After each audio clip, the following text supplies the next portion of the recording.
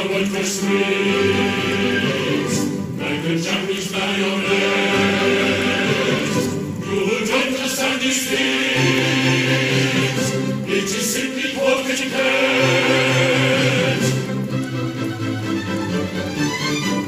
Perhaps the boat is strong, and people up all day long. It's better I hear you're wrong. If that's your idea, you're wrong. If you want to know who we are, we are gentlemen of Japan. One plus and love, one sweet and one. Baby, baby, baby, baby, baby, baby, baby, baby, drum. Oh, oh, oh, oh.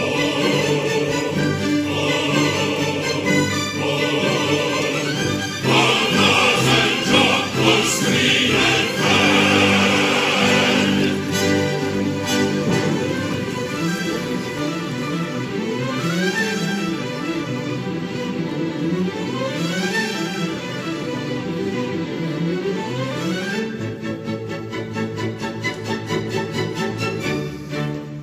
Gentlemen, I pray you tell me where the gentle maiden dwelleth named Yum Yum, the ward of Kirker.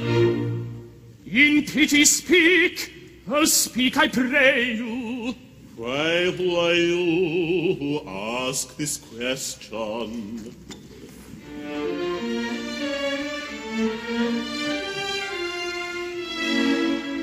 Come, gather round me, and I'll tell you.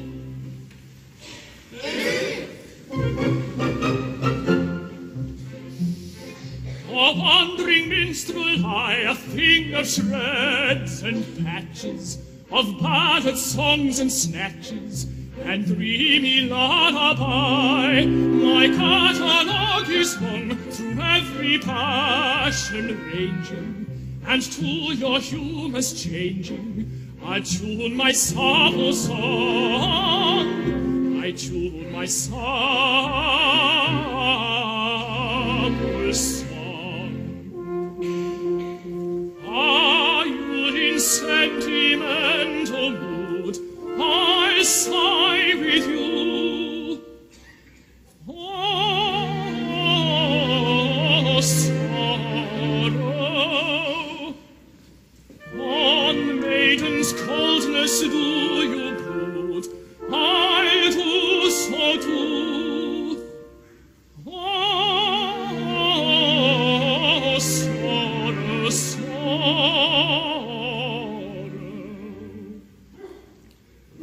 A charm your winning is with songs of lovers' fears, while sympathetic tears my cheeks bedew. Oh, sorrow, sorrow.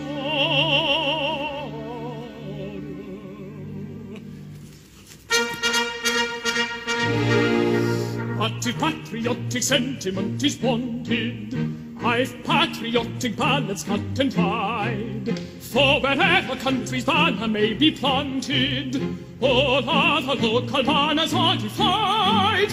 Our warriors in serried ranks assembled, never quail but they conceal it if they do.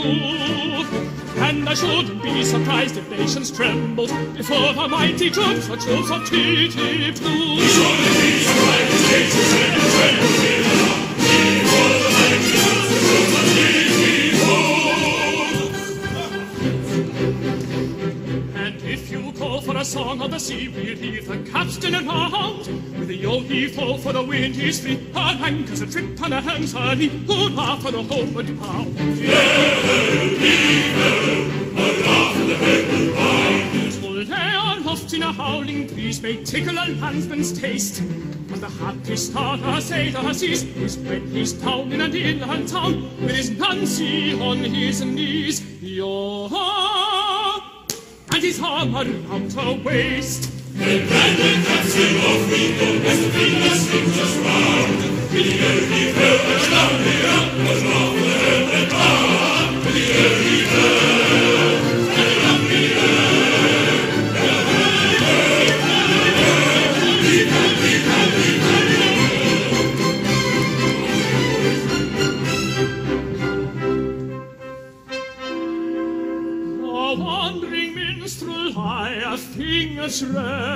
patches and patches of ballad songs and snatches, and reading me lullaby, and reading me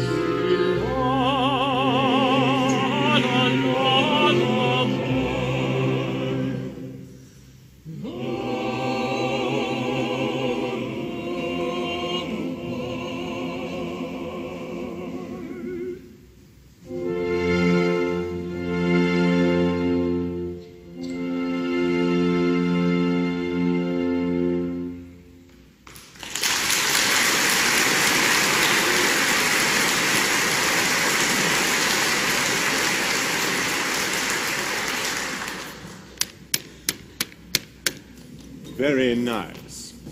And what may be your business with Yum Yum? I'll tell you. A year ago, I was a member of the Titipu Town Band. It was my duty to take the cup round for contributions. While discharging this delicate office, I saw Yum Yum. We loved each other at once, but she was betrothed to her guardian, Coco, a cheap tailor, and I saw that my suit was hopeless. Overwhelmed with despair, I quitted the town. Judge of my delight when I heard a month ago that Coco had been condemned to death for flirting.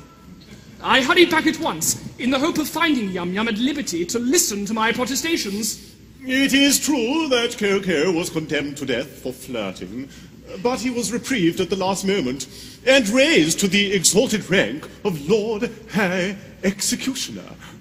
Under the following remarkable circumstances, which I am at liberty to divulge to you in the form of a song.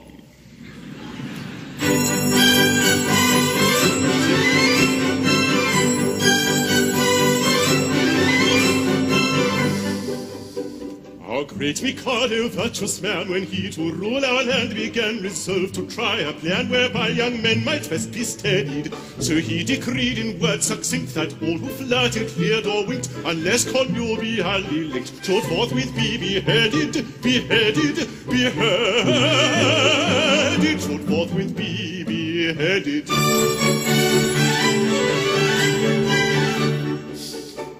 And I expect you'll all agree that he was right to so decree. And I am right, and you are right, and all is right as right can be. And you are right, and we are right, and all is right as right can be. And all is right as right can be. Right as right can be.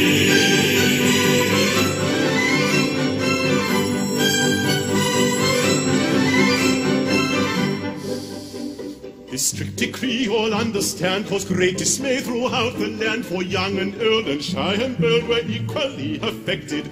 The youth who winked a roving eye or breathed a non-connubial sigh was thereupon condemned to die. He usually objected, he usually objected.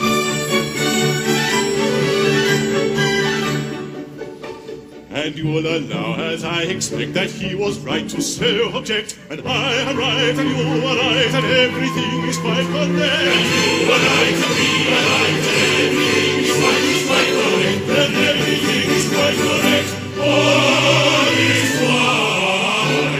quite correct.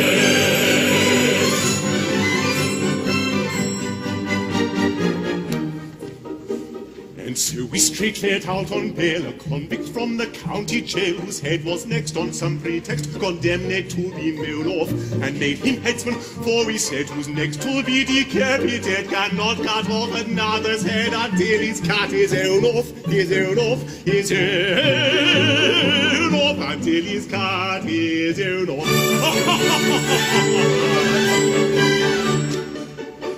And we are right, I think you'll say, to argue in this kind of way. And I am right, and you are right, and all is right, and you are right. And you are right, and we are right, and all is right, and you are right. And I am right, and you are right, and all is right.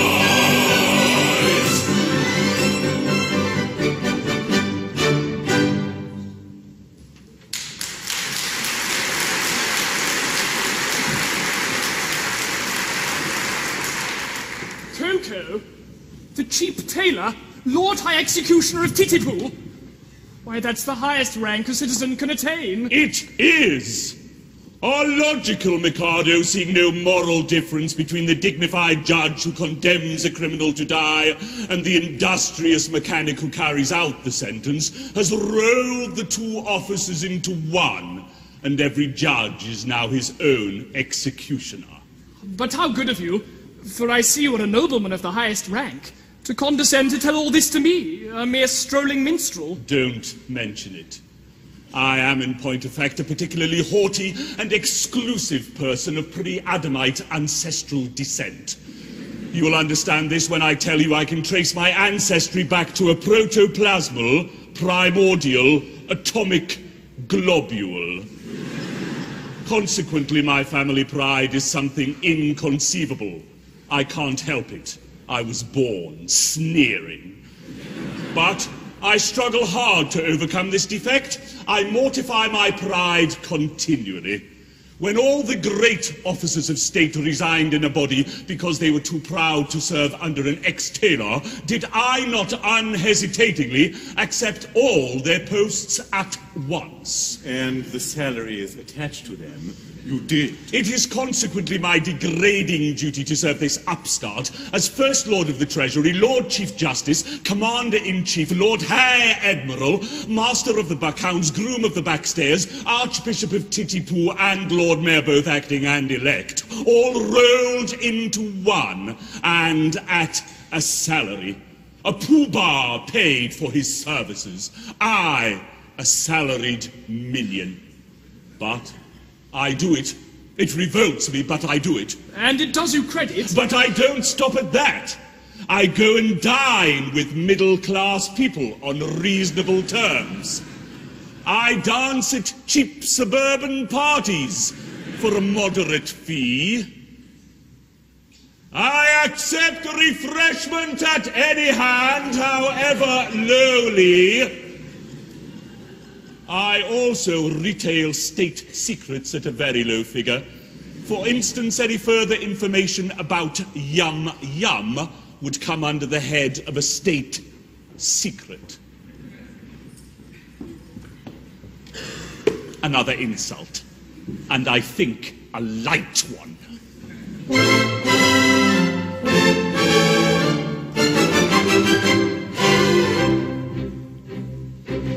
Young man, despair, likewise go to Yum Yum the fair. You must not woo, it will not do. I'm sorry for you, you're very imperfect ablutioner. This very day from school, Yum Yum Will went away and homeward come with beat of drum and a rum-tum-tum to wed the Lord executioner. And the brass will crash and the trumpets play and they'll cart the dash on their wedding day. She'll toddle away as Oliver with the Lord executioner. And the brass will crash and the trumpets play and they'll cart the dash on their wedding day. She'll toddle away as Oliver with the Lord executioner.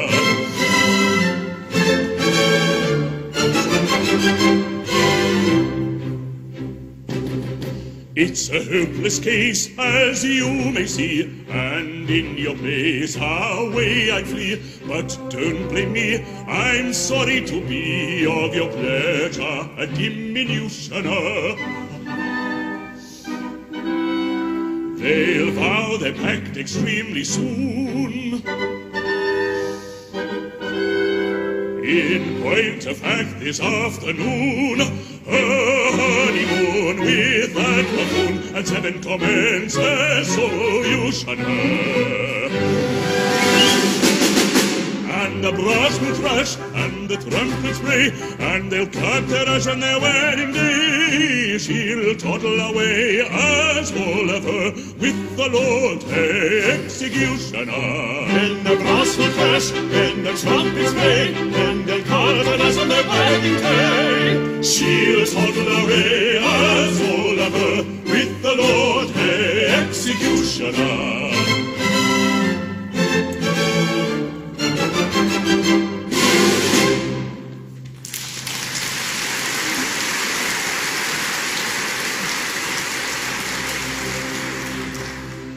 And have I journeyed for a month or nearly to learn that Yam, whom I love so dearly, this day to Coco is to be united.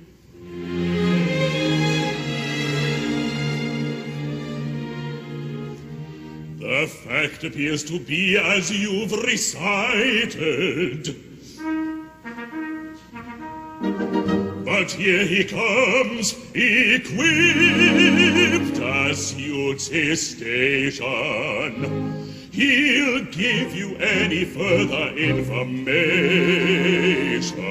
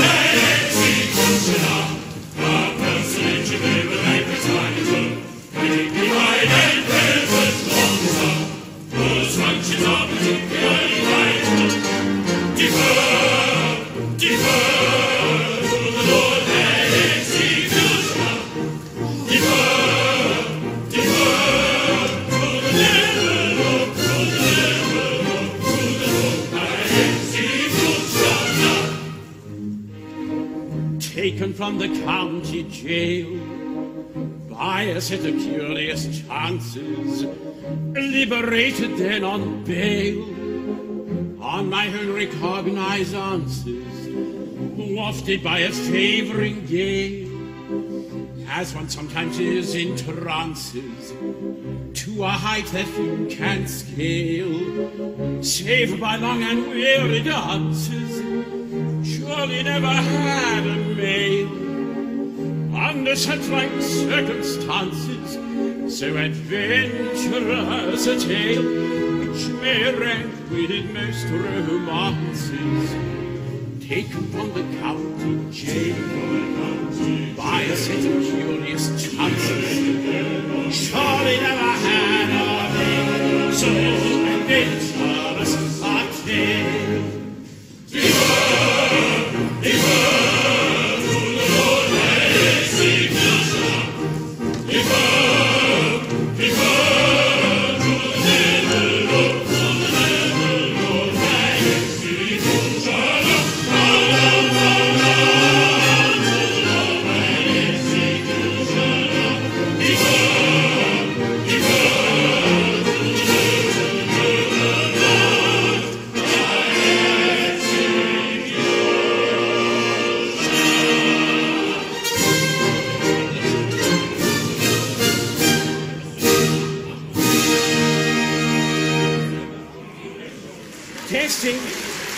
Testing.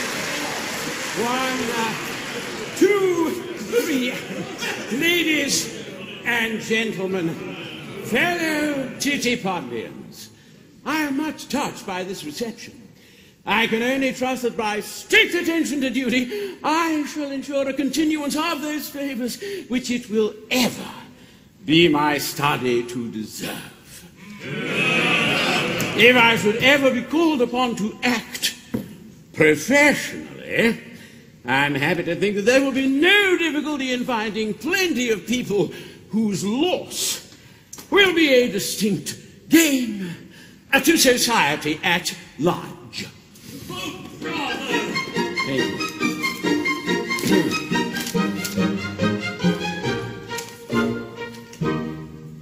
As someday it may happen that a victim must be found, I've got a little list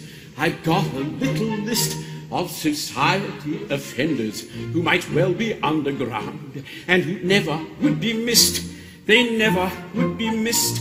There are those who hail the virtues of low-alcoholic beer, and that BBC presenter who'd a fracas on Top Gear, that Republican contender who behaves just like a chump, building golf courses and skyscrapers that none can ever trump, and all those Russian athletes and the drug tests that they missed, the metabolicists. Those steroids might be missed. He's not on the list. He's not on the list. And then none of them be missed. And none of them be missed. There's the leader of the SNP, who's all twin set and pearls, the Scottish separatist. Oh, aye, she's on my list. And Playboy magazine that no more shows us naked girls. Centre spreads are on my list. You bet they're on my list. And that photographic aid that's really getting on my wick. By which I mean, of course, the anti-social selfie stick. And the English Rugby World Cup squad of whom we should get rid. And that opera house in Florence that owes me 10,000 quid. And those who, in watching opera in cinemas, insist, I've got them on my list. I don't think they'll be missed.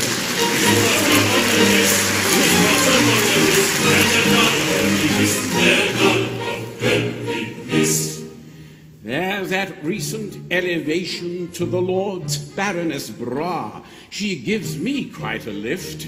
I really can't resist. And Volkswagen, whose emissions are not what they say they are. Die dodgy Dieselists, sie sind auf meiner Liste. Call me Dave, our dear Prime Minister is always worth a dig. Allegedly, he had a close encounter with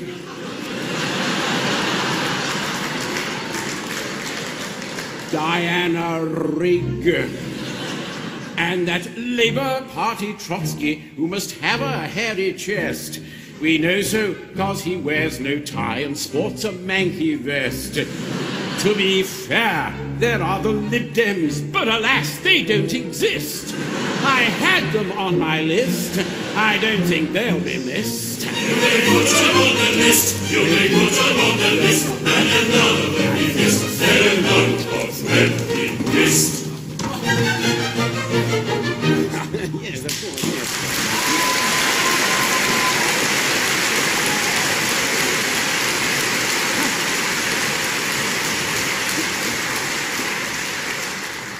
It seems that the festivities in connection with my approaching marriage must last a week. I should like to do it handsomely, and I want to consult you as to the amount I ought to spend upon them. Certainly. In which of my capacities? As First Lord of the Treasury, Lord Chamberlain, Attorney General, Chancellor of the Exchequer, Privy Purse, or private secretary. Suppose we say as private secretary. Speaking as your private secretary, I should say that as the city will have to pay for it, don't stint yourself. Do it well. Exactly. As the city will have to pay for it, that is your advice. As private secretary, of course you will understand that as Chancellor of the Exchequer, I am bound to see that due economy is observed. Oh, but you said just now, don't stint yourself, do it well. As private secretary. And now you say that due economy must be observed. As Chancellor of the Exchequer. Oh, I see. Come over here where the Chancellor can't hear us. Now then, as my solicitor, how do you advise me to deal with this difficulty? Oh, as your solicitor, I should have no hesitation in saying chance it. Thank you, I will. If it were not that as Lord Chief Justice, I am bound to see that the law isn't violated. I see. Come over here where the Chief Justice can't hear us. Now then, as First Lord of the Treasury? Of course, as First Lord of the Treasury, I could propose a special vote that would cover all expenses. If it were not that as leader of the opposition, it would be my duty to resist it tooth and nail. Or, as Paymaster General, I could so cook the accounts that as Lord High Auditor, I should never discover the fraud. But then, as Archbishop of Titipu and Chief Rabbi,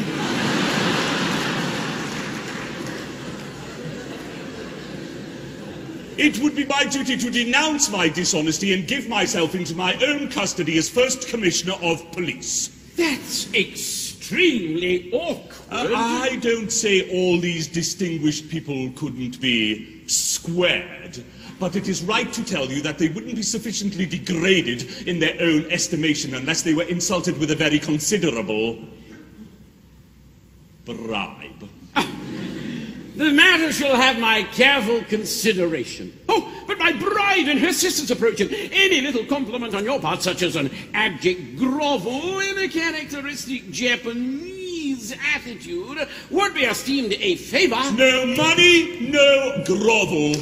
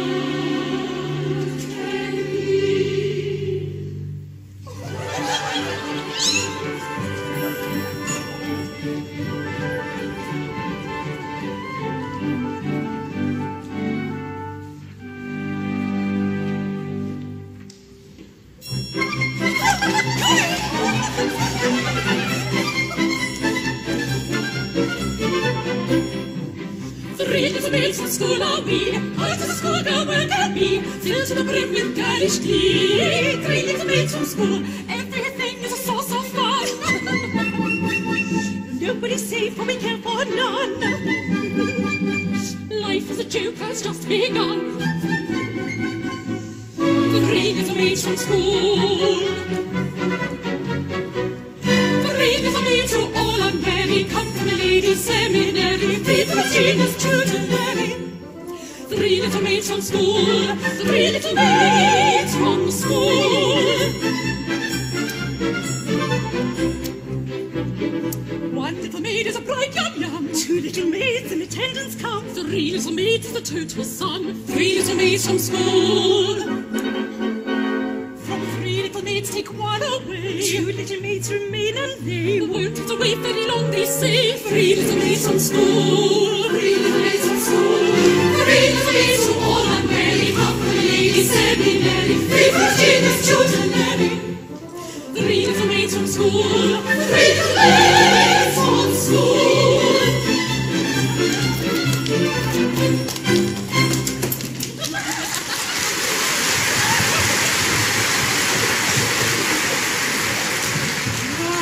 At last, my bride that is to be. You're not going to kiss me before all these people? Well, that was the idea. It seems odd, doesn't it? It's rather peculiar. No, I expect it's all right. Must have a beginning, you know. Well, of course, I know nothing about these things. But I've no objection, if it's usual. Oh, it's quite usual, I think. Little Chamberlain. I have known it done.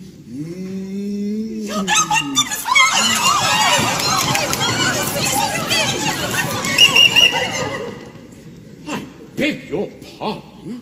Will you present me?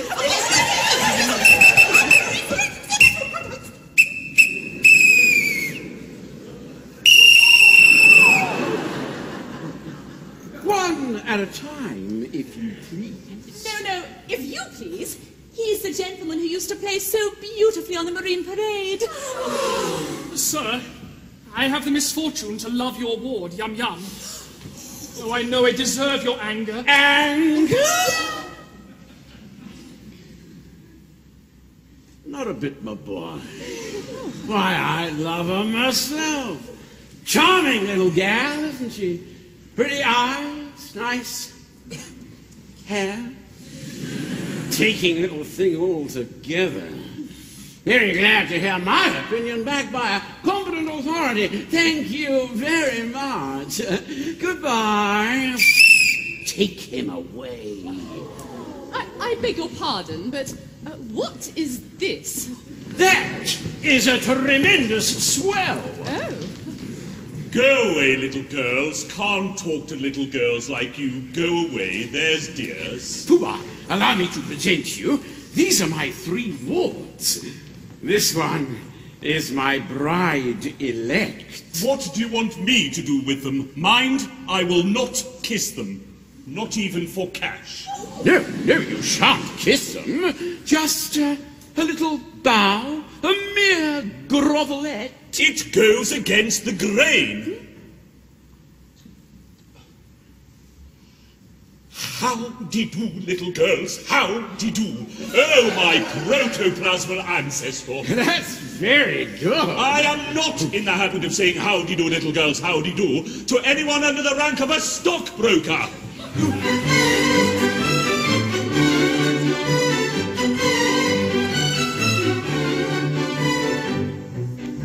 So this is how we must regret if we have failed in etiquette. Towards a man of rank so high, we shall know better by and by. But youth, of course, must have its spring, so pardon us, And don't in girlhood's happy spring be pardon us if we're inclined to dance and sing. But youth, of course, must have its spring, so pardon us, and don't in girlhood's happy spring be pardon us. But youth, of course, must have its spring, so pardon us.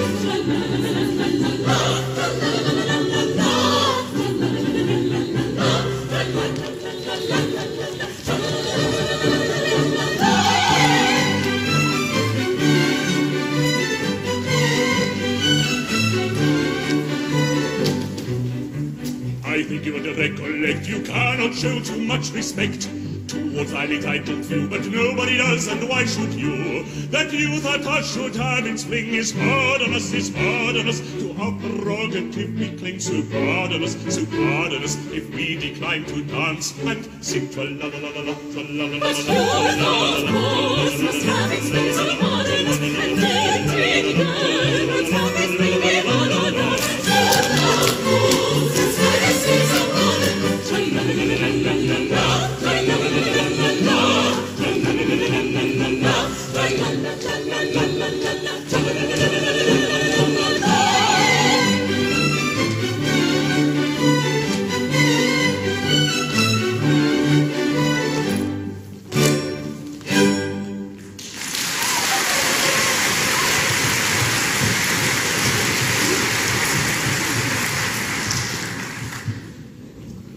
Yum yum. At last we are alone. I have sought you night and day for 3 weeks in the belief that your guardian was beheaded, and I find you are to be married to him this afternoon. Alas, yes. But you don't love him. Alas, no. Modified rapture. But why do you not refuse him? What good would that do? He's my guardian, and he wouldn't let me marry you. But I would wait until you were of age. You forget that in Japan, girls do not arrive at years of discretion until they are 50. True. From 17 to 49 are considered years of indiscretion. Besides, a wandering minstrel who plays a wind instrument outside tea houses is hardly a fitting husband for the ward of a Lord High Executioner. But shall I tell her? Yes. She won't betray me. Oh! What if it should prove that, after all, I am no musician? There! I was certain of it directly I heard you play. What if it should prove that I am no other than the son of His Majesty the Mikado? The son of the Mikado? But why is your Highness disguised? And what has your Highness done? And will your Highness promise never to see it again? Some years ago, I had the misfortune to captivate Katusha, an elderly lady of my father's court. She misconstrued my customary affability into expressions of affection and claimed me in marriage under my father's law. My father, the Lucius Junius Brutus of his race, ordered me to marry her within a week, or perish ignominiously on the scaffold. That night, I fled his court, and assuming the disguise of a second trombone, joined the band in which you found me, and I had the happiness of seeing you. If you please, I think your Highness had better not come too near. The laws against flirting are excessively severe. But we are quite alone, and nobody can see us. Still, that doesn't make it right. To flirt is capital. It is capital. And we must obey the law. Deuce take the law. I wish it would, but it won't. If it weren't for that, how happy we might be. Happy indeed. If it weren't for the law, we should be sitting side by side, like that. Instead of being obliged to sit half a mile off. Like that. We should be gazing into each other's eyes, like that. Breathing sighs of unutterable love. Like that.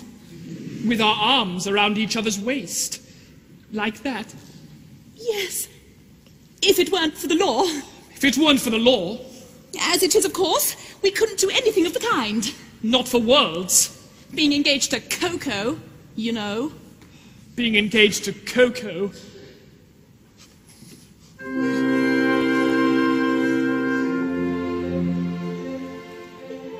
I not to Coco plighted, I would say in tender tune, loved what let us be united, let us be each other's own.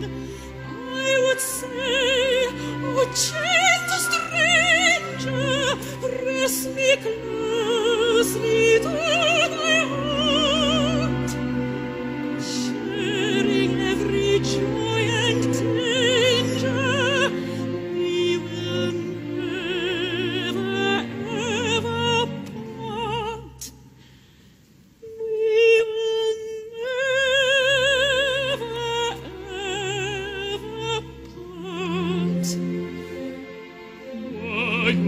to cocoa plighted, I should thrill at words like those.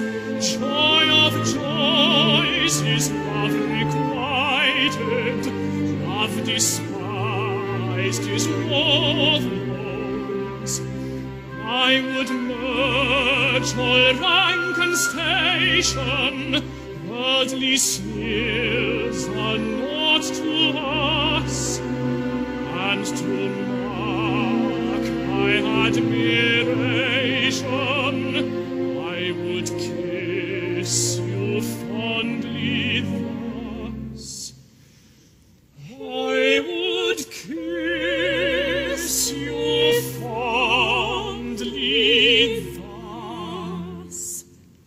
But as I'm engaged to Coco, to embrace you thus con fuoco would distinctly be no joker, and for yam I would give Toco. Toco, Toco, Toco, Toco, Toco, Toco, Toco, Toco.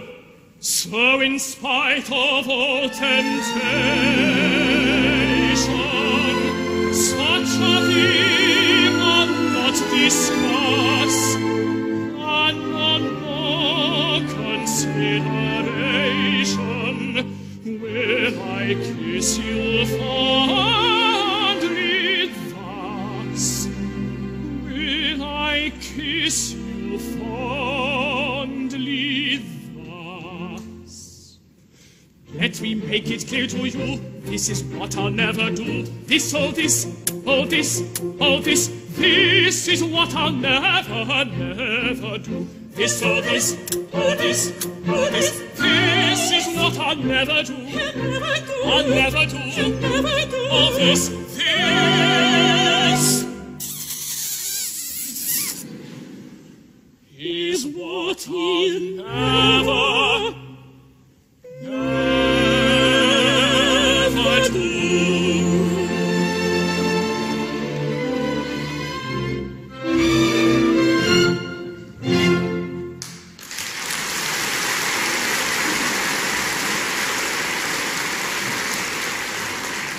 There she goes.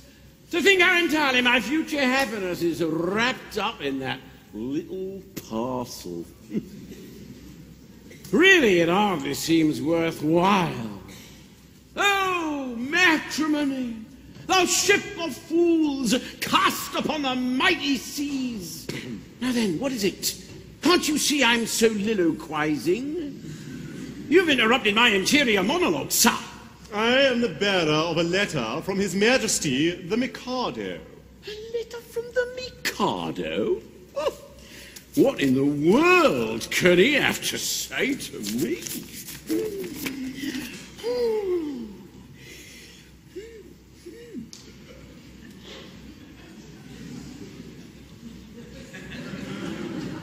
It's in Japanese. Here it is at last. I thought it would come sooner or later. The Mikado is struck by the fact that no executions have taken place in Titipu for a year, and decrees that unless somebody is beheaded within 1 month, the post of Lord High Executioner shall be abolished, and the city reduced to the rank of a village. But that will involve us all in irretrievable ruin. Yes, there's no help for it. I shall have to execute somebody at once. The only question is, who shall it be? Well, it seems unkind to say so, but as you're already under sentence of death for flirting, everything seems to point to you. To me? What are you talking about? I can't execute myself. Why not? Why not? Because, in the first place, self-decapitation is an extremely difficult, not to say dangerous, thing to attempt. And in the second, it's suicide. And suicide is a capital offence. That is so, no doubt. We might reserve that point. True, it could be argued 6 months hence before the full court. Besides, I don't see how a man can cut off his own head. A man might try. Even if you only succeeded in cutting it half off, that would be something. It would be taken as an earnest of your desire to comply with the imperial will. Oh, no, pardon me, but there I am adamant. As official headsman, my reputation is at stake, and I can't consent to embark upon a professional operation unless I see my way to a successful result. This professional conscientiousness is highly creditable to you, but it places us in a very awkward position. Good sir, awkwardness of your position is grace itself compared with that of a man engaged in the act of cutting off his own head. I'm afraid unless you can obtain a substitute... A substitute? Oh, certainly. Nothing easier. Poobah, I appoint you Lord High Substitute. I should be delighted. Such an appointment would realize my fondest dreams. But no. At any sacrifice, I must set bounds to my insatiable ambition.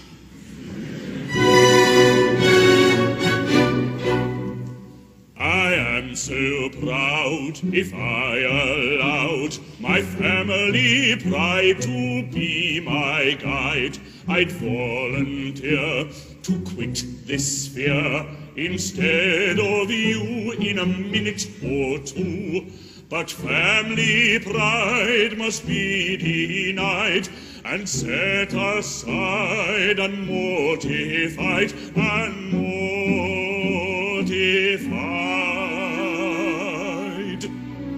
My brain it teems with endless schemes, both good and for titty-poo, for titty-poo. But if I flit the benefits that I'd diffuse, the town would lose.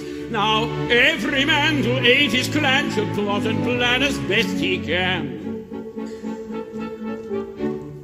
I heard one day a gentleman say that criminals who are cut in two can hardly feel the fatal steel, and so are slain without much pain. If this is true, it's jolly for you, your carnage screw to bid us adieu. I am so proud. My brain is teeming. I heard one day a gentleman say that criminals who are caught in two can hardly feel the fatal steel, and so are slain without much pain. If this is true, Every man to aid his clan should plot and plan as best he can.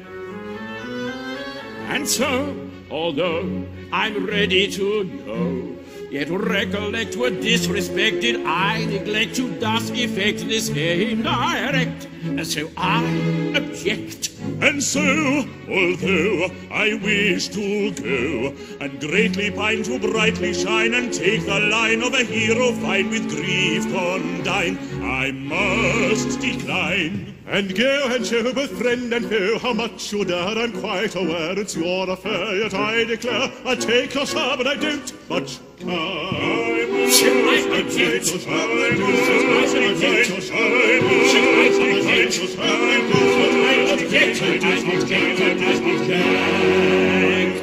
to sit in solemn silence in a dull, dark dock, in a pestilential prison with a lifelong lock, awaiting the sensation of a short, sharp shock from a cheap and chipping trouble on a big black knock. To sit in solemn silence in a dull, dark dock, in a pestilential prison with a lifelong lock, awaiting the sensation of a short, sharp shock from a cheap and chipping trouble on a big black knock. A dull, dark dock, a lifelong lock, a short, sharp shock, a big black knock.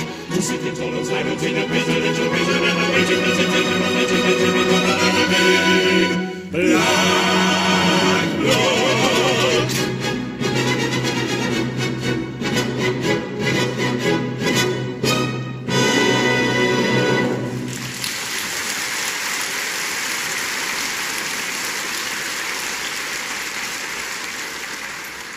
This is simply appalling. I, who allowed myself to be respited at the last moment, simply in order to benefit my native town, am now required to die within a month, and that a man whom I have loaded with honors. Is this public gratitude? Is this... Go away, sir, how dare you? Am I never to be permitted to soliloquize? Oh, go on, don't mind me. Here, what are you going to do with them pills? I'm about to terminate an unendurable existence. Terminate your existence? Oh, nonsense. What for?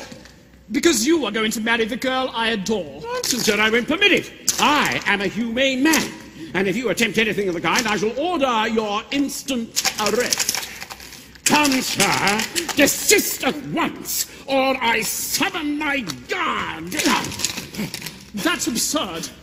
If you attempt to raise an alarm, I instantly perform the happy dispatch with this pistol. No, don't do that. Oh, this is horrible. Why, you cold-blooded scoundrel, are you aware that in taking your life, you are committing a crime which is...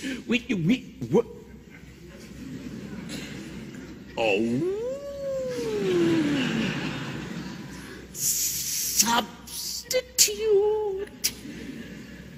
What's the matter?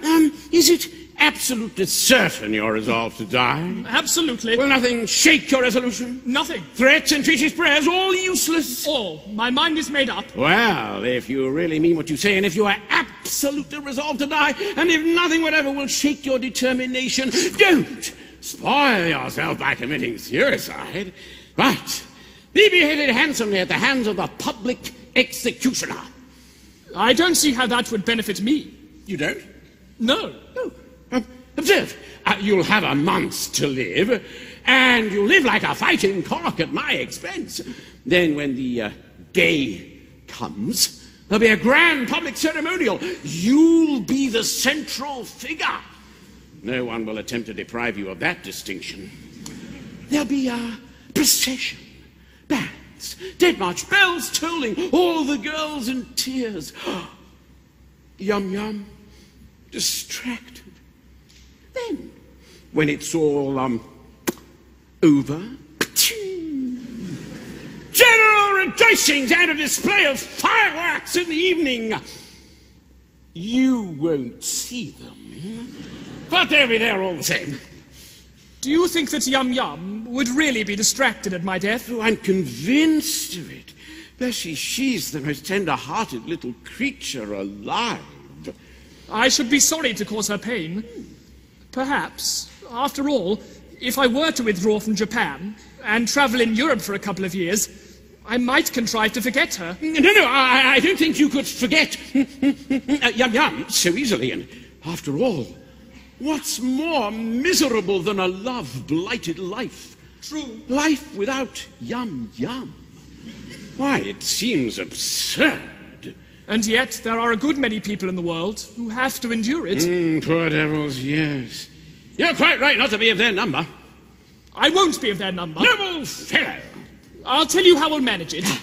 Let me marry Yum tomorrow, and in a month, you may behead me. No, I draw the line at Yum. Very good. If you can draw the line, so can I. Stop!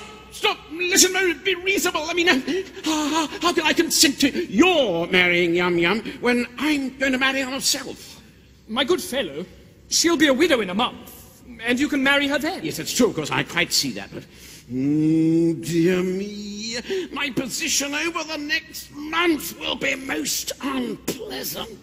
Not half as unpleasant as my position at the end of it. But, dear me, well, I agree. After all, it's only putting off my wedding for a month. But you won't prejudice her against me now, will you? You see, I've educated her to be my wife. She's been taught to regard me as a wise and good man. Don't worry, she'll never learn the truth from me.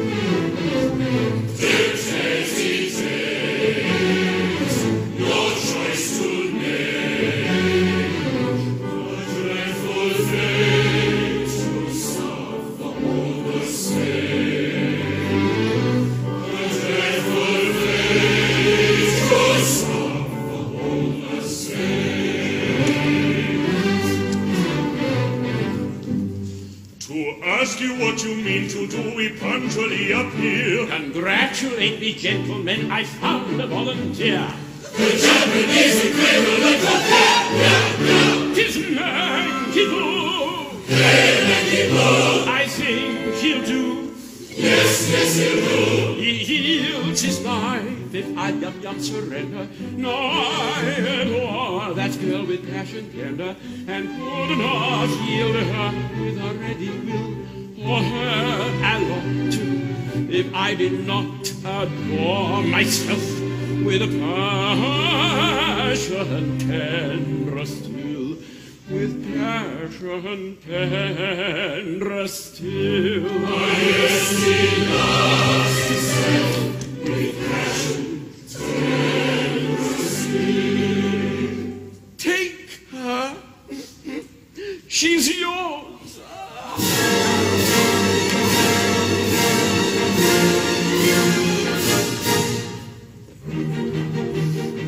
The threatened cloud has passed away.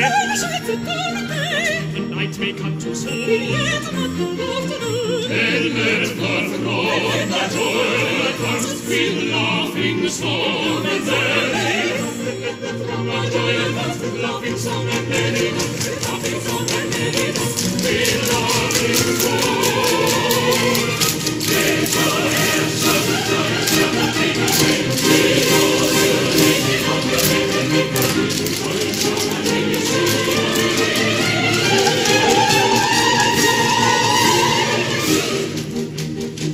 A day, a week, a month, a year.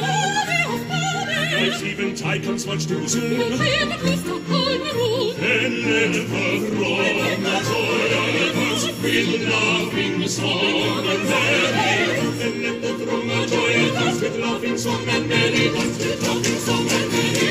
With laughing song. Take joy, shout the joy, shout the take away. With all the making of the heaven, make a beautiful joy, shout the take away.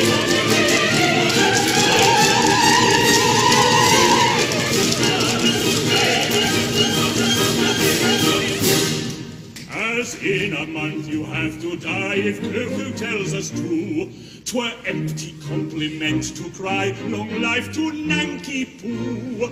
But as 1 month you have to live as fellow citizen, this toast with 3 times 3 will give long life.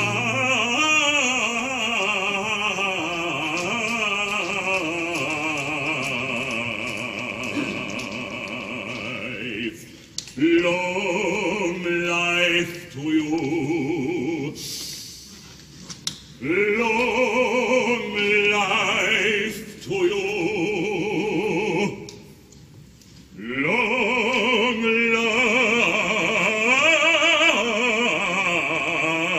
to you.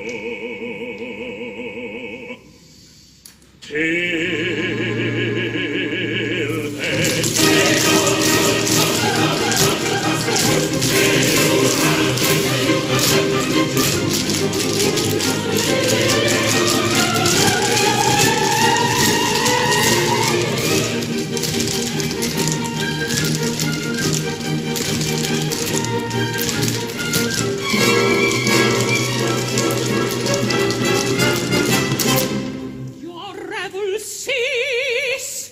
Assist me, all of you.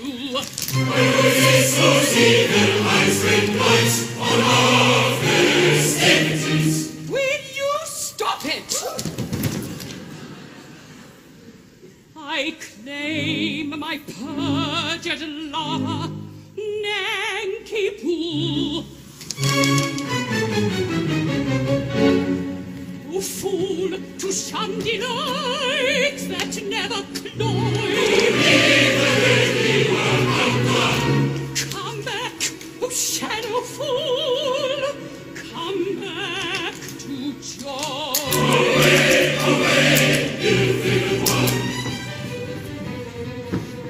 Ah, 'tis Katisha, the maid of whom I told you. No, you shall not go. These arms shall thus enfold.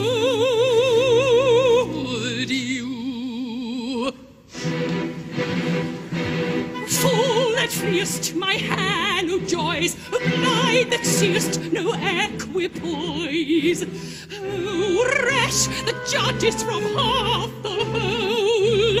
Oh, beast that grudgest love's lightest dole. Thy heart unbind, oh fool, oh blind, give me my place, oh rash, oh base. Thy heart unbind, give me my place, oh fool, oh blind, oh rash, oh base. Thy heart unbind, give me my place. This is my mind, this forward place, oh fool, oh blind, oh rash, oh base. Pink cheek that rulest where wisdom serves, right eye that foolest heroic nerves, rose lip that scornest lauded news, smooth tongue that warnest who rightly hears. Thy doom is nigh, pink cheek, bright eye, thy name is rung, rose lip, smooth tongue. Thy doom is nigh, thy knell is rung, pink cheek, bright eye, rose lip, smooth tongue. Thy doom is nigh, thy knell is rung.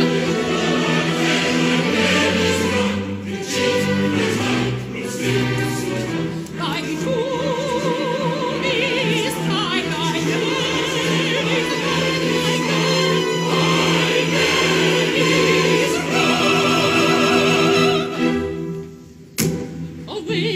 prosecute your quest from our intention well expressed. You cannot turn us. The state of your conjugal views towards the person you accuse does not concern us. For he's going to marry young. Your anger prevailing, for all will be merry. I think you had better succumb. And join our expression of glee. On this subject I pray you be dumb. You'll find there are many who'll wait for a penny. The word for your guidance is mum. There's lots of good fish in the sea. On this subject we pray you be dumb. We think you had better succumb. You'll find there are many who'll wait for a penny. There are lots of good fish in the sea. There are lots of good fish in the sea. There's lots of good fish in the sea. There's lots of good fish in the sea. In the sea, in the sea, in the sea, in the sea.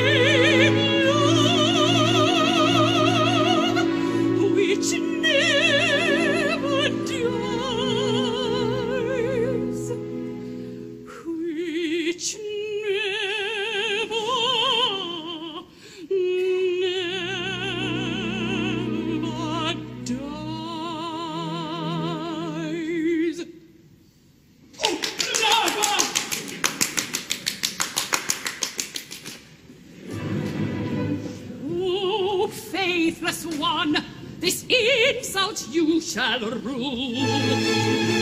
In vain for mercy, on your knees your steel. I'll tear them off from your disguising. Now come through. Prepare yourselves for new surprising. I'll soil my soul. No minstrel he, despite bravado. I know he is the son of your.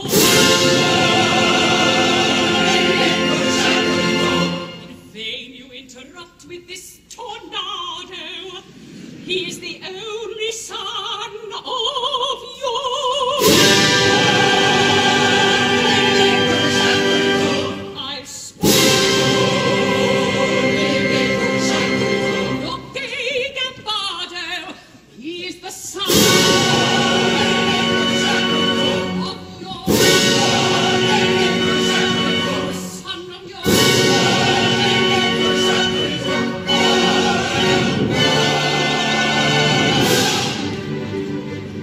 Torrents roaring, tempest howl, your wrath outpour with angry brow. Do ye know worst? My vengeance calls arise, triumphant over all. If ye know more, you know the comes to join his soul, despite your scum, the echoes of the festival, triumphant over all. Prepare for woe, ye haughty lords, at once I err, Mikadon war. Obey you all, let yours, proclaim no more.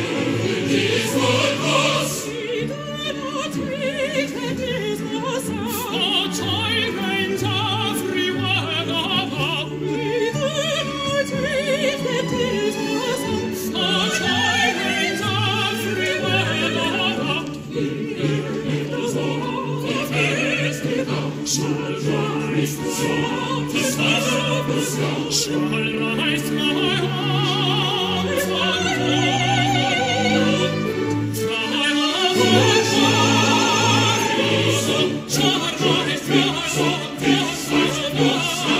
my wrongs with vengeance shall be crowned. My wrongs with vengeance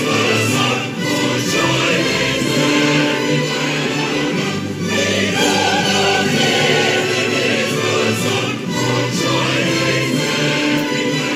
crowned. My wrongs with vengeance shall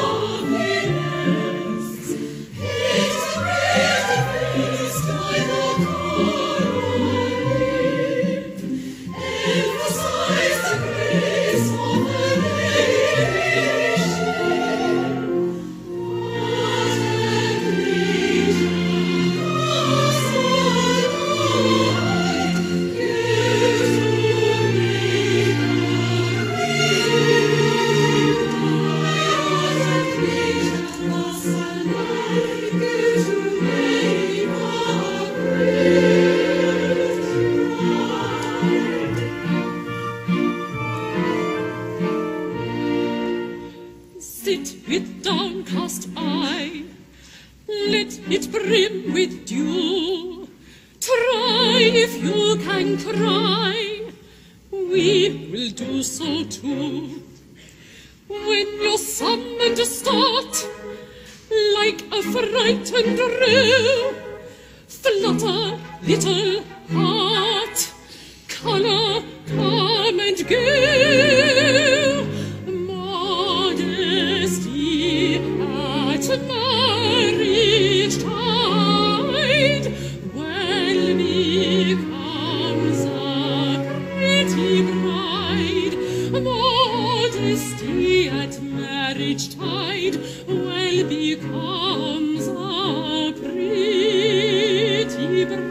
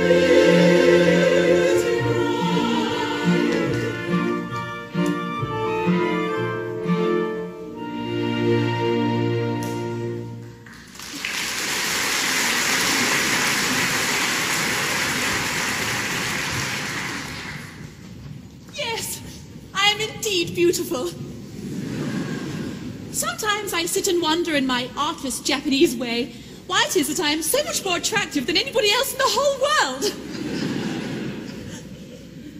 Can this be vanity? No. Nature is lovely and rejoices in her loveliness. I am a child of nature and take after my mother.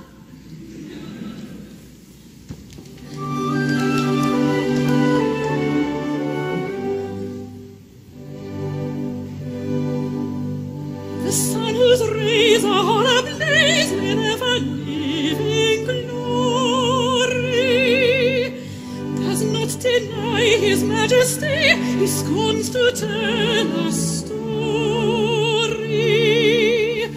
He don't exclaim, I blush for shame, so kindly be indulgent, but fierce and bold in fiery gold he glories on effulgent.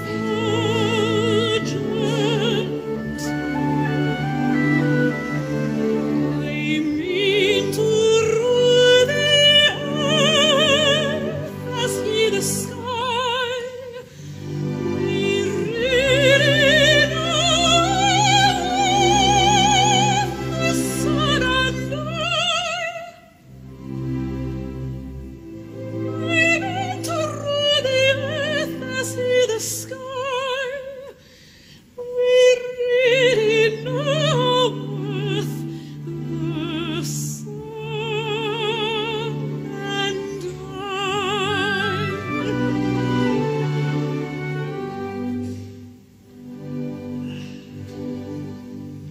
Observe his flame, that placid dame, the moon celestial highness. There's not a trace upon her face of diffidence or shyness. She borrows light that through the night mankind may all acclaim her. And truth to tell, she lights up well, so I for one don't blame her.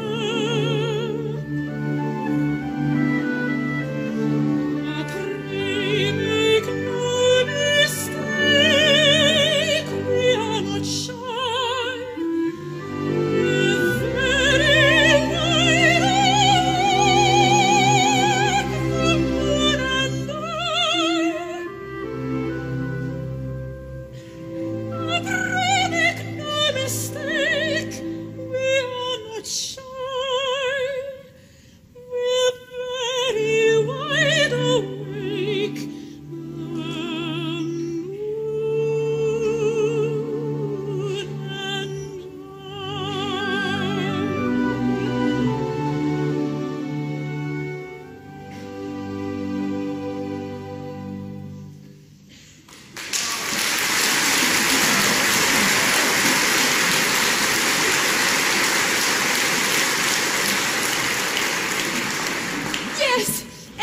seems to smile upon me. I am to be married today to the man I love best. And I believe I'm the very happiest girl in Japan. The happiest girl indeed. For she is indeed to be envied who has attained happiness in all but perfection. In all but perfection? Well, dear, it can't be denied that the fact that your husband is to be, well, you know, beheaded in a month is in its way a drawback. It does seem to take the top off it, you know. Oh, I don't know about that. It all depends. At all events, he will find it a drawback. Not necessarily. Bless you, it all depends. I think it very indelicate of you to refer to such a subject on such a day. If my married happiness is to be cut short? Oh, cut short in a month. Can't you let me forget it? Oh. Yum. In tears? And on her wedding day? They've been reminding me that in a month you're to be beheaded. Oh, yes, we've been reminding her that you're to be beheaded. It's quite true, you know. You are to be beheaded. How some bridegrooms will be depressed by this sort of thing. A month. Well, what's a month? These divisions of time are purely arbitrary. Who says 24 hours make a day? There's a popular impression to that effect. Then we'll efface it. We'll call each second a minute, each minute an hour, each hour a day, and each day a year. At that rate, we've about 30 years of married happiness before us. And at that rate, this interview has already lasted 4 hours and 3/4. Yes. How time flies when one is thoroughly enjoying oneself. That's the way to look at it. Don't let's be downhearted. There's a silver lining to every cloud. Certainly. Let's be perfectly happy. By all means, let's thoroughly enjoy ourselves. It's absurd to cry. Quite ridiculous.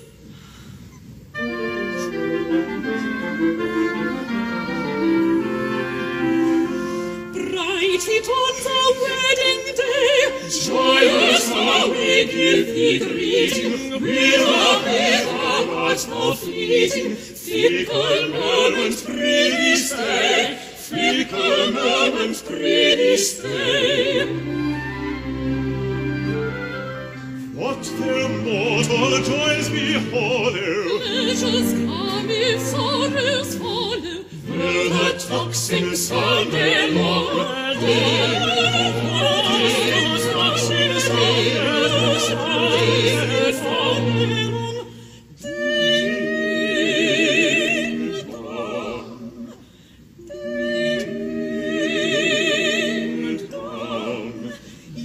Until the shadows fall, ever one and ever more. Sing a merry madrigal, Sing a merry madrigal, sing a merry madrigal. Fa la fa la la fa la la.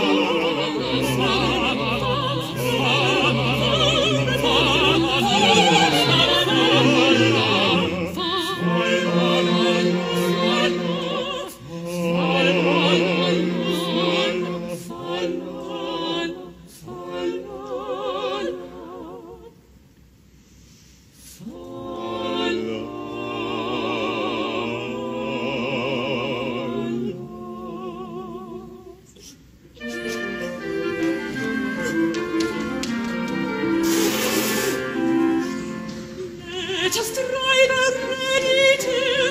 Worthy as a surely creeping, little need for woeful weeping, till the sad sundown is near, till the sad sundown is near. All must sip the cup of sorrow. I today and thou tomorrow. This the close of every song we sing. This the close of every song we sing. Ding dong, ding dong. What the solemn shadows hold, sooner, later, evermore. Sing a merry madrigal. Sing a merry madrigal.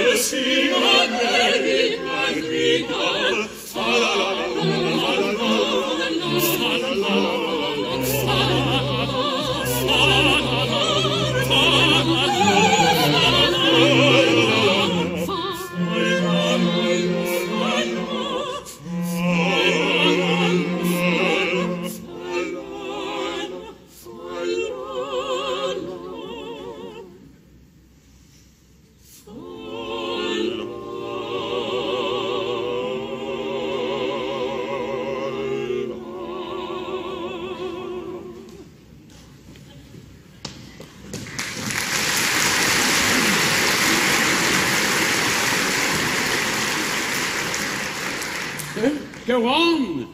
Don't mind me. I'm afraid we're distressing you. Never mind, I must get used to it. Only, please do it by degrees. Begin by putting your arm round her waist. There.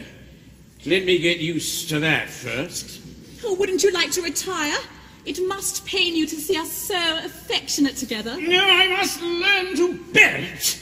Now, oblige me by allowing her head on your shoulder. Like that? I'm much obliged to you. Now, kiss her. Thank you! Oh, it's simple torture! Come, bear up. After all, it's only for a month. No, it's no use deluding oneself with false hopes. What do you mean? My child, my poor child. How shall I break it to her? My little bride that was to have been. Was to have been? Yes, you never can be mine. I'm so glad! I've just ascertained that by the Mikado's law, when a married man is beheaded, his wife is buried alive. Buried alive? Buried alive. It's a most unpleasant death. But whom did you get that from? From Pooh-Bah. He's my solicitor. But he may be mistaken. So I thought. So I consulted the Attorney General, the Lord Chief Justice, the Master of the Rolls, the Judge Ordinary, and the Lord Chancellor. They're all of the same opinion. Never knew such unanimity on a point of law in my life. But stop a bit. This law has never been put in force. Not yet. You see, flirting is the only crime punishable by decapitation, and married men never flirt. Of course they don't. I quite forgot that. Well, I suppose I may take it that my dream of happiness is at an end. Darling, I don't want to appear selfish, and I love you with all my heart. I don't suppose I shall ever love anybody half as much. But when I agreed to marry you, I had no idea that I should have to be, well, buried alive in a month. Nor I. It's the first I've heard of it. It makes a difference, doesn't it? It does make a difference, of course. You see, burial alive, it's such a stuffy death. I call it a beast of a death. You see my difficulty, don't you? Yes, and I see my own.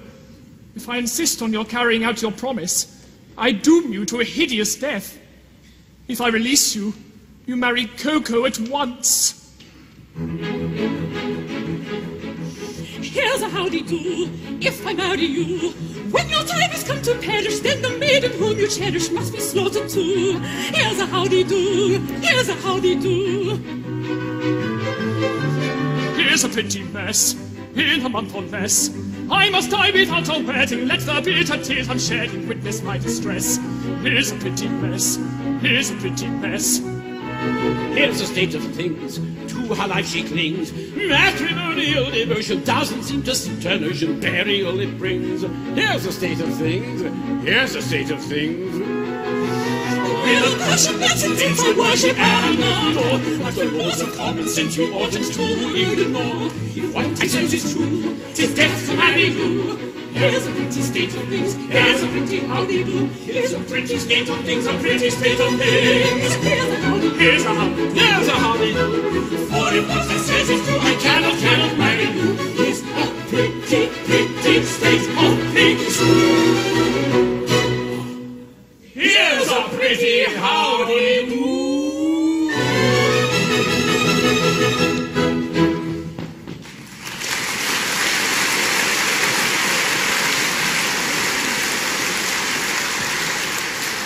Poor boy, I'm really very sorry for you. Thanks, old fellow. I'm sure you are. You see, I'm quite helpless. I quite see that. I can't conceive anything more distressing than to have one's marriage broken off at the last moment. But you shan't be disappointed at the wedding. You shall come to mine. It's awfully kind of you, but that's impossible. Why so? Today I die. What do you mean? I can't live without Yum Yum. This afternoon, I perform the Happy Dispatch. No, pardon me, I can't allow that. Why not? Why, hang it all! You're under contract to die by the hand of the public executioner in a month's time. If you kill yourself, what's to become of me? Why, I shall have to be executed in your place. It would certainly seem so. The Mikado and his suite are approaching the city and will be here in 10 minutes. The Mikado? He's coming here to see whether his orders have been carried out. Now look here, you know, this is getting serious. A bargain's a bargain, and you really mustn't frustrate the ends of justice by committing suicide. As a man of honor and a gentleman, you are bound to die ignominiously by the hand of a public executioner. Very well, then. Behead me. What? Now? Certainly, at once. Chop it off, Coco, chop it off. My good sir, I don't go around prepared to execute gentlemen at a moment's notice. Why, I've never even killed a blue bottle. Still, as Lord High Executioner... My good sir, as Lord High Executioner, I've got to behead him in a month. I don't know how it's done. I'm not ready yet. I'm going to take lessons. I mean to begin with a guinea pig. Work my way up to the animal kingdom till I come to a second trombone. Why, you don't suppose that as a humane man I'd have accepted the post of Lord High Executioner if I hadn't thought the duties were purely nominal? Oh, I can't kill you. I can't kill anything. I can't kill anybody. Come, my poor fellow. We all have unpleasant duties to discharge at times. After all, what is it? If I don't mind, why should you? Remember, sooner or later it must be done. Must it? I'm not so sure about that. What do you mean? Well, why should I kill you when making an affidavit that you've been executed will do just as well? Here are plenty of witnesses. There's the Lord Chief Justice, the Lord High Admiral, the Commander-in-Chief, the Secretary of State for the Home Department, the First Lord of the Treasury, and Chief Commissioner of Police. But where are they? But there they are. They'll all swear to it, won't you? Am I to understand that all of us high officers of state are required to purge ourselves to ensure your safety? Why not? You'll be grossly insulted as usual. Will the insult be cash down or at a date? It'll be a ready money transaction. Well, it will be a useful discipline. Very good. Choose your fiction and I'll endorse it. Family pride. How do you like that, me buck? But I tell you that life without yum-yum is... Yum-yum, yum-yum, bother! Yum-yum! Oi, Commissioner, go and fetch yum-yum. Take yum-yum and marry yum-yum. Only go away and never yum-yum back again. Ah, here she is. Yum-yum. Are you particularly busy? Not particularly. Have you 5 minutes to spare? Yes? Then go along with His Grace, the Archbishop of Titipu, and he'll marry you at once.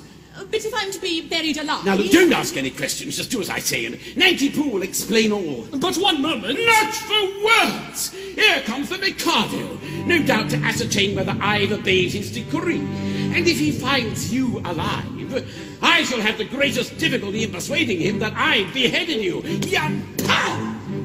Close thing that, for here he comes!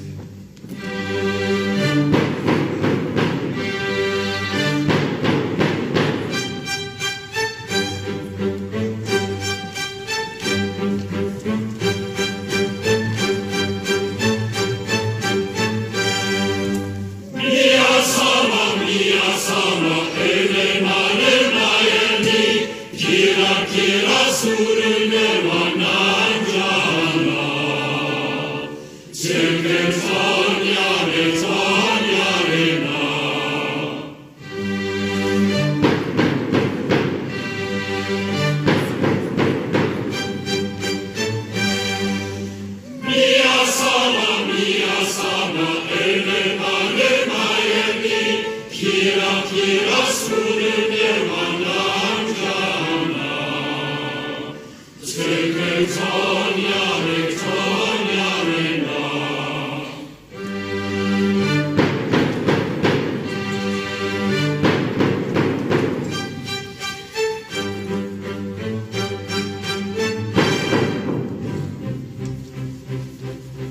From every kind of man obedience I expect. I'm the Emperor of Japan. And I'm his daughter-in-law elect. He'll marry his son, he's only got one, to his daughter-in-law elect. My morals have been declared particularly correct. But they're nothing at all compared with those of his daughter-in-law elect. Bow, bow to his daughter-in-law elect. Bow, bow to his daughter-in-law elect.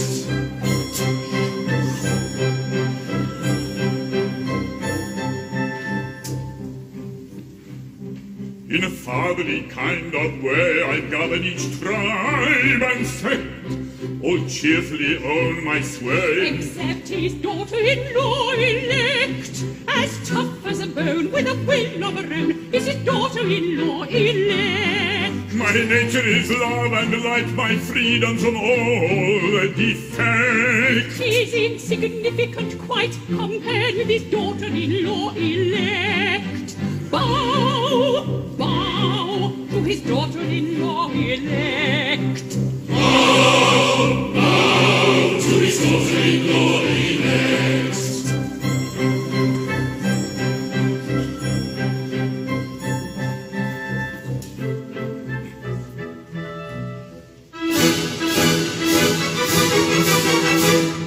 A more humane Mikadon never did in Japan exist. To nobody's second I'm certainly reckoned a true philanthropist. It is my very humane endeavor to make to some extent each evil liver a running river of harmless merriment. My object all sublime I shall achieve in time, to let the punishment fit the crime, the punishment fit the crime, and make each prisoner pent unwillingly represent a source of innocent merriment, of innocent merriment. All prosy, dull society sinners who chatter and bleat and bore are said to hear sermons from mystical Germans who preach from 10 to 4. The amateur tenor whose vocal villain is all desire to shirk shall during off hours exhibit his powers to Madame Tussauds waxwork. The lady who dyes a chemical yellow or stains a grey hair puce or pinches her figure is painted with vigour and permanent walnut juice. The idiot who in railway carriages scribbles on window panes, we only suffer to ride on the buffer of transport for London trains. My obstacle sublime I shall achieve in time, to let the punishment fit the crime, the punishment fit the crime, and make each prisoner pent unwillingly represent a source of innocent merriment, of innocent merriment. Optical sublime, he will achieve in time, to let the punishment fit the crime, the punishment fit the crime, and make each prisoner pent unwillingly represent a source of innocent merriment, of innocent merriment. The advertising quack who wearies with tales of countless cures, his teeth I've enacted shall all be extracted by terrified amateurs. The music hall singer attends a series of masses and fugues and ops, by barking the woman with Brahms and Beethoven at classical Monday pops. The billiard sharp who anyone catches, his doom's extremely hard. He's made to dwell in a dungeon cell, on a spot that's always barred, and there he plays extravagant matches in fithless finger stalls, on a cloth untrue with a twisted cue, and elliptical billiard balls. Oh, what a wit I am! My object all sublime I shall achieve in time to let the punishment fit the crime, the punishment fit the crime, and make it prisoner pent, unwillingly represent a source of innocent merriment, of innocent merriment. What you've done sublime, you will achieve in time, to let the punishment fit the crime, the punishment fits the crime, and make it prisoner pent, unwillingly represent a source of innocent merriment, of innocent merriment.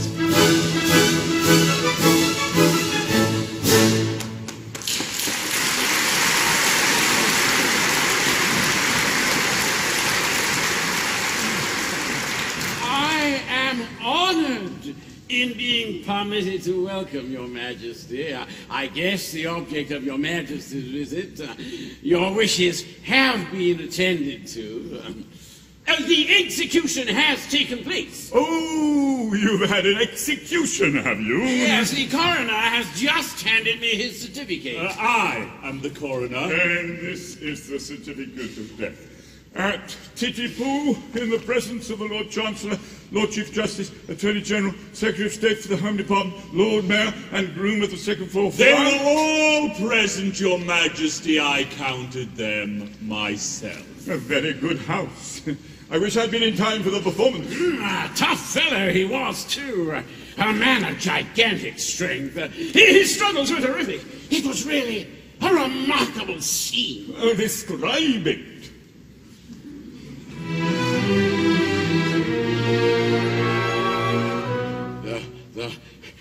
The criminal cried as he dropped him down in a state of wild alarm. With a frightful, frantic, fearful frown, I bared my big right arm. I seized him by his little kiss curl, and on his knees fell he. As he squirmed and struggled and gurgled and goggled, I drew my snicker sleeve. My snicker sleeve. Oh, never shall I forget the cry or the shriek that shrieked he, as I gnashed my teeth when from its sheath I drew my snicker sleeve. We learned it well, he had a tale full of countless tales. He always tries to ask the lies, and every time he fails. He shivered and shook as he gave the sign for the stroke he didn't deserve. When all of a sudden his eye met mine, and it seemed to brace his nerve. For he nodded his head and kissed his hand, and he whistled and ended he. As the sabre true cut cleanly through his cervical vertebrae. His vertebrae.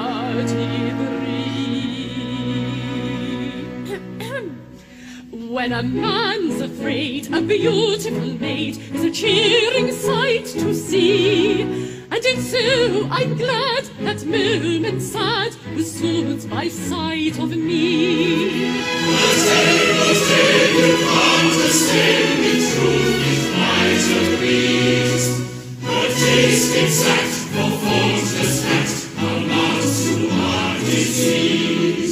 Now though you'd have said that head was dead, for its owner dead was he. It stood on its neck with a smile well bred and bowed 3 times to me. It was none of your impudent offhand nods, but as humble as could be. For it clearly knew the deference due to a man of pedigree. Of pedigree. And its I vow, this deathly bow was a touching sight to see. Though trunkless yet, it couldn't forget the deference due to me. This haughty youth, he sees the truth whenever he finds it face. And in this case, he falls to place exactly Exactly as they say.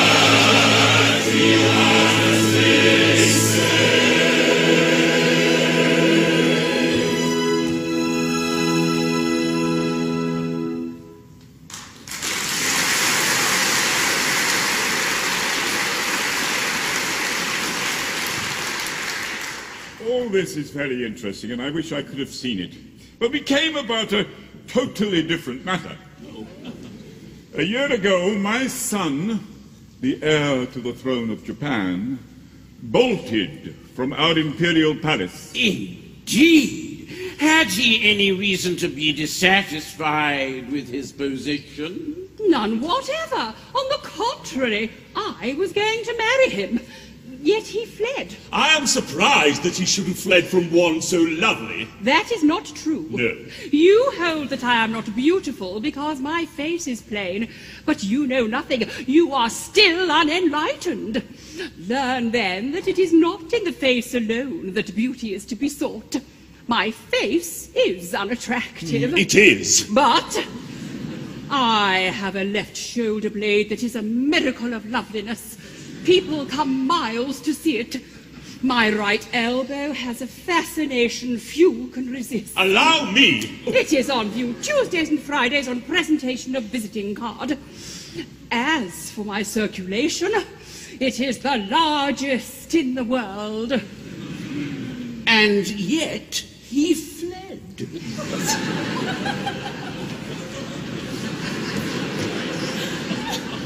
And is now masquerading in this town, disguised as a second trombone. A second trombone? Yes, would it be troubling you too much if I asked you to produce him? He goes by the name of... Nanky Poo. Nanky Poo. Oh, it's quite easy, or to put it another way, it's rather difficult. In point of fact, he's gone abroad. Gone abroad? Well, the address. Knightsbridge. Oh, what's the matter? See here, his name, Nanky Poo, beheaded this morning. Where shall I find another? Where shall I find another? Dear, this is very tiresome.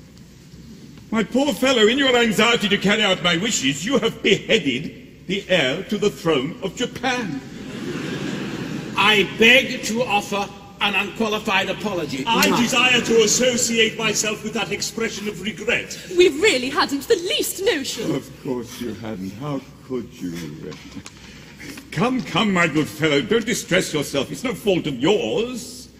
If a man of exalted rank chooses to disguise himself as a second trombone, he must face the consequences. It really distresses me to see you take on so. I've no doubt he thoroughly deserved all he got. Oh! We are infinitely obliged, Your Majesty. Oh, much obliged, Your Majesty. Very much obliged, Your Majesty. Obliged, not a bit, don't mention it. How could you tell? No, of course, we couldn't tell who the gentleman really was. It wasn't written on his forehead, you know. It might have been on his pocket handkerchief, but then Japanese don't use pocket handkerchiefs. Yeah, I forget the punishment for compassing the death of the heir apparent. Punishment? Yes, something lingering with boiling oil in it, I fancy.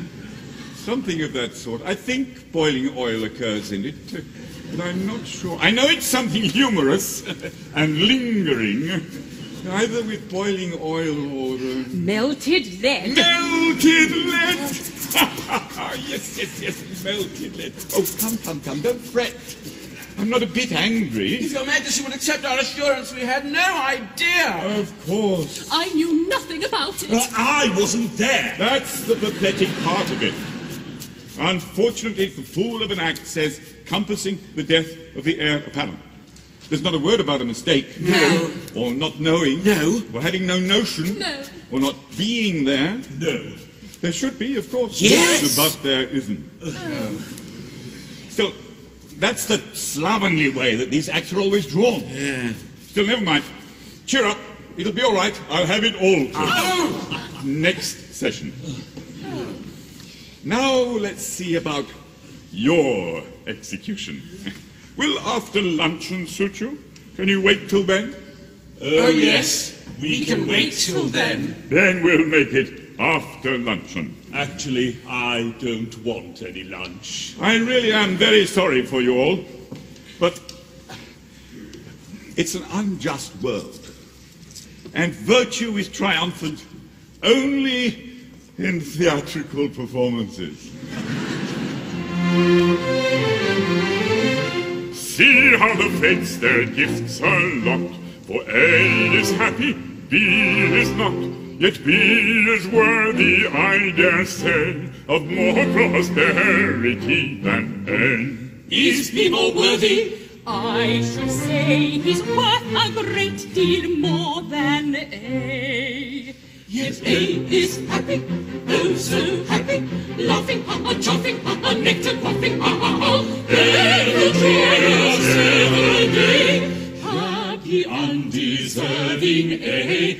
Ever joyous, ever gay, happy, undeserving A.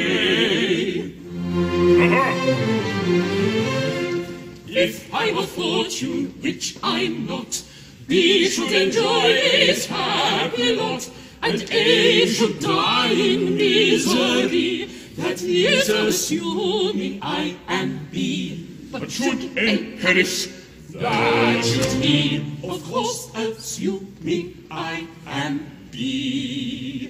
B should be happy, oh so happy, laughing, chuffing, nectar quaffing, but condemned to die is he, wretched meritorious he.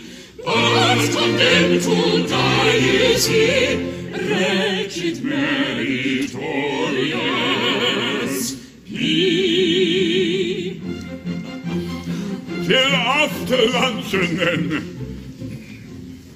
Bon appetit! Oh, that's another fine mess you've got us into. With your nodding head and the deference due to a man of pedigree. Merely corroborative detail intended to give artistic verisimilitude to an otherwise bald and unconvincing narrative. Corroborative detail indeed. Corroborative fiddlesticks. And you're just as bad as he is with your cock-and-bull stories about catching his eye and his whistling an air. But that's so like you, you must put in your arm. But how about your big right arm? Yes, and your snickersnee. Yes, well, never mind that now. There's only one thing to be done. Nanky Poo hasn't started yet. He must come to life again at once. Ah, here he is. Here, Nanky Poo, I've good news for you. You're reprieved. Oh, but it's too late. I'm a dead man, and I'm off for my honeymoon. Nonsense! A terrible thing has just happened. It seems that you're the son of the Mikado. Yes, but that happened some time ago. Bye. Toodles! Is this a time for airy persiflage? Your father is here, and with Kadisha. My father? And with Katisha? Yes, he wants you particularly. So does she. Oh, but he's married now. Bless my heart, what's that to do with it? Katisha claims me in marriage, but I can't marry her because I'm married already. Consequently, she will insist on my execution, and if I'm executed, my wife will have to be buried alive. You see our difficulty, don't you? Yes. I don't know what's to be done. There's one chance for you. If you could persuade Katisha to marry you, she would have no further claim on me, and in that case, I could come to life without any fear of being put to death. I marry Kadisha? I really think it's the only course. But my good girl, have you seen her? She's something appalling. Ah, that's only her face. She has a left elbow which people come miles to see. I am told that her right heel is much admired by connoisseurs. My good sir, I decline to pin my art on any lady's right heel. It comes to this. While Katisha is single, I prefer to be a disembodied spirit. When Katisha is married, existence will be as welcome as the flowers in spring.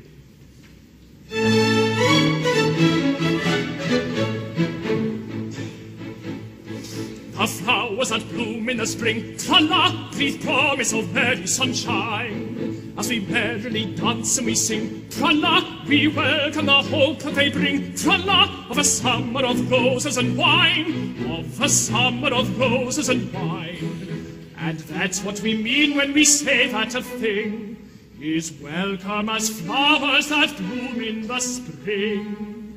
Tra-la-la-la-la, tra-la-la-la-la, the flowers that bloom in the spring. Tra-la-la-la, tra-la-la-la, tra-la-la-la-la.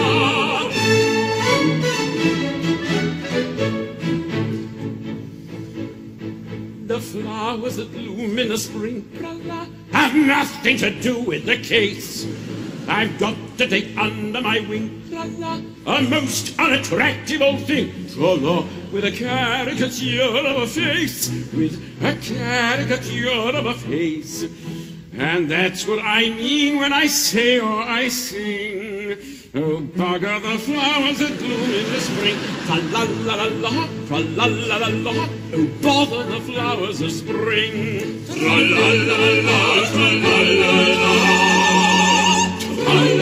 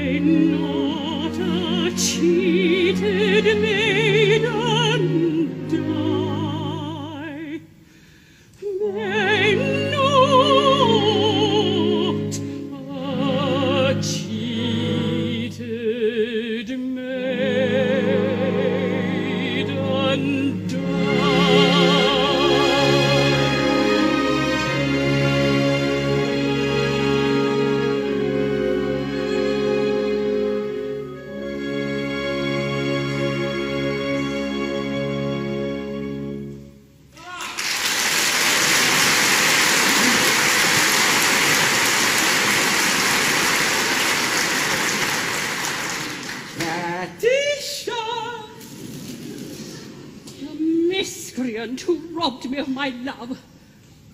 But vengeance pursues. They are heating the cauldron.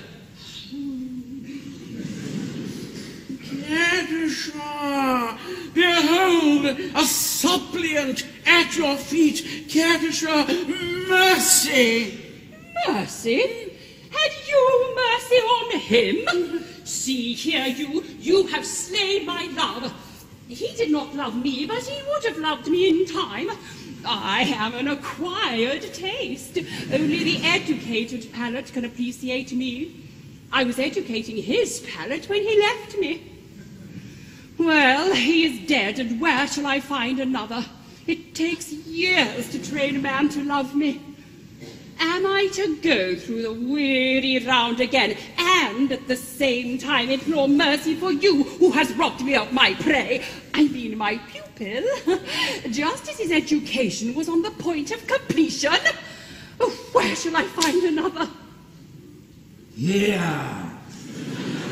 What? Here! Katisha, years I have loved you with a white-hot passion that is slowly but surely consuming my very vitals.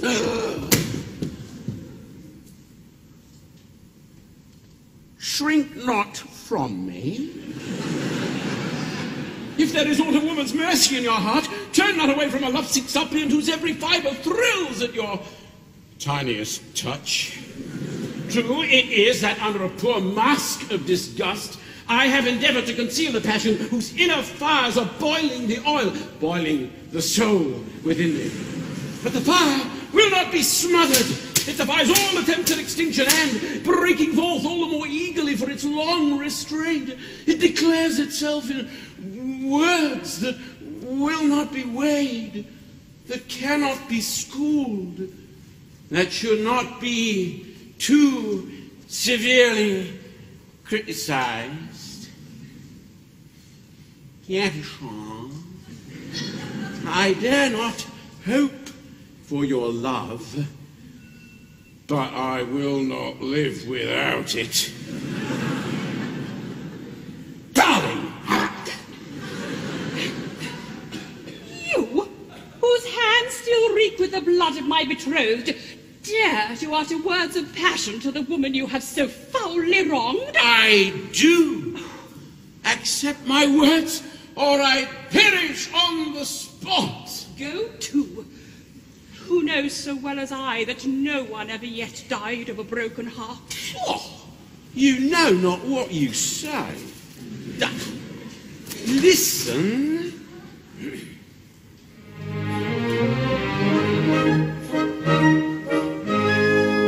On a tree by a river, a little tomtit sang willow, tit willow, tit willow.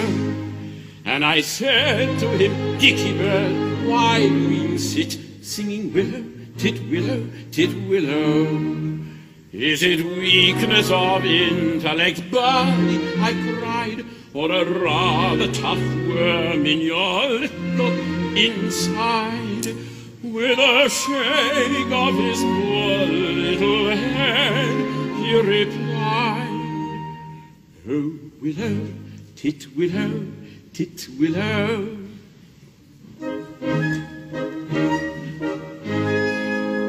He slapped at his chest as he sat on that bough, singing willow, tit willow. And a cold perspiration bespangled his brow. Oh, willow, tit willow. He sobbed and he sighed, and a gurgle he gave. Then he plunged himself into the billowy wave. And an echo arose from the suicide's grave.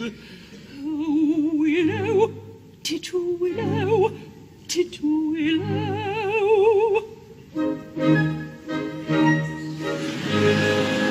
Now I feel just as sure as I'm sure that my name isn't willow, tit willow, tit willow.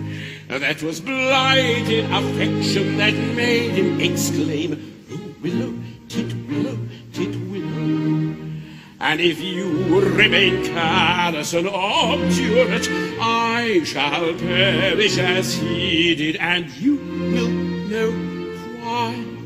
Though I probably shall not exclaim as I die.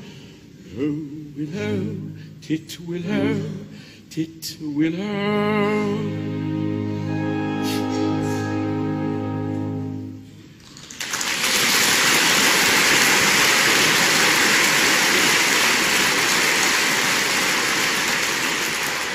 Did he really die of love? Yeah, he really did, yeah. All on account of a cruel little hen? Yeah. Poor little chap. Yeah, it's an affecting tale and quite true. I knew the bird intimately. Did you? He must have been very fond of her. His devotion was something extraordinary. Poor little chap. And if I refuse you, will you go and do the same? At once! You mustn't anything like that. Oh, I am a silly little goose. You are. And you won't hate me because I'm just a teeny weeny wee bit bloodthirsty, will you?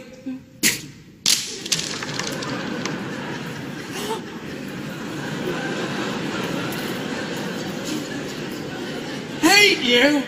Oh, Catisha, is there not beauty even in bloodthirstiness? My idea exactly.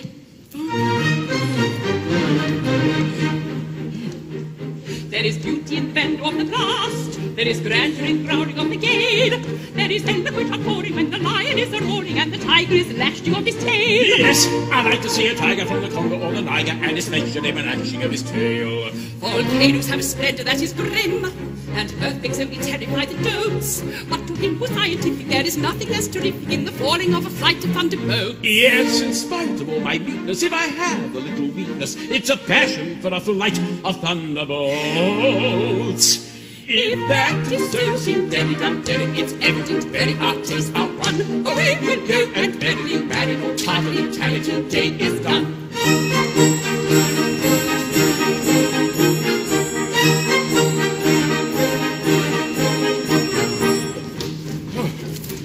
There is beauty in extreme old age. Do you fancy you were elderly enough?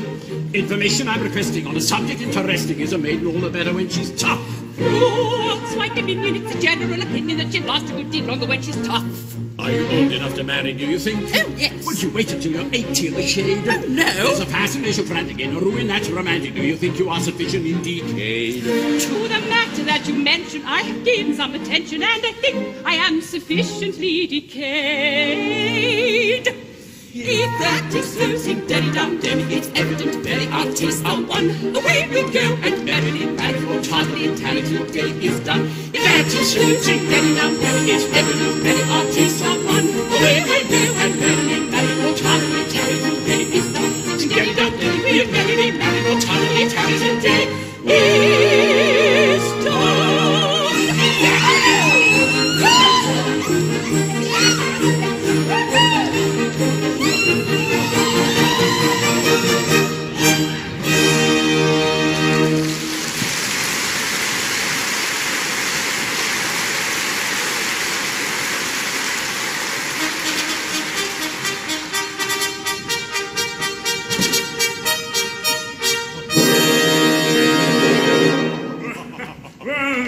We've had a capital luncheon, and we're quite ready. Have all the painful preparations been made? Your Majesty, all is prepared. Then produce the unfortunate gentleman and his two well-meaning but misguided accomplices. Nothing could be easier, for here they come.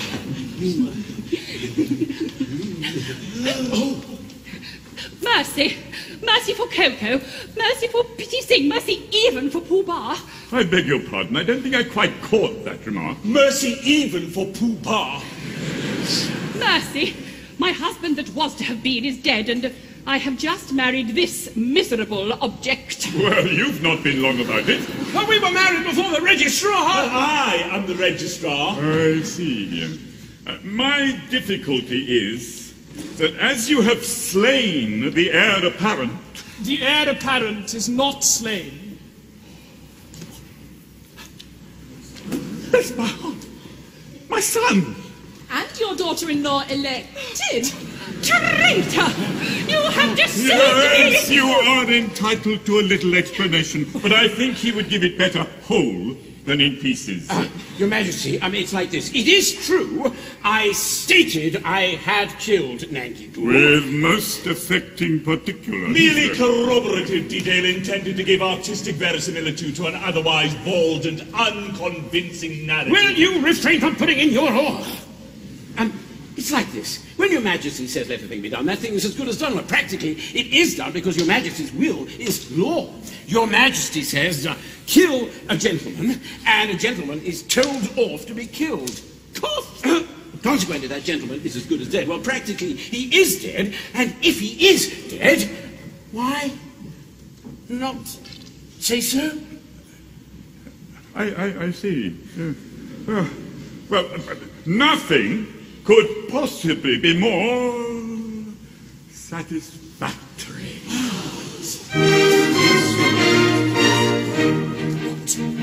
For he's gone and married Yum Yum. Your anger pre-merry, for all will be merry. I think you had better succumb and join our expression of glee. On this subject, I pray you become. Your notions are merely a not worth a penny. The word for your guidance is come. You've a very good bargain in me. On this subject, we pray you become. We think you had better succumb. You'll find there are many who went for a penny, who went for a penny. There are lots of fish in the sea. There are lots of fish in the sea. There's lots of fish in the sea. There's lots of fish in the sea, in the sea, in the sea, in the sea, in the sea. A threatened cloud has passed away. It's a darling day. The night may come too soon. Yes, it is all afternoon.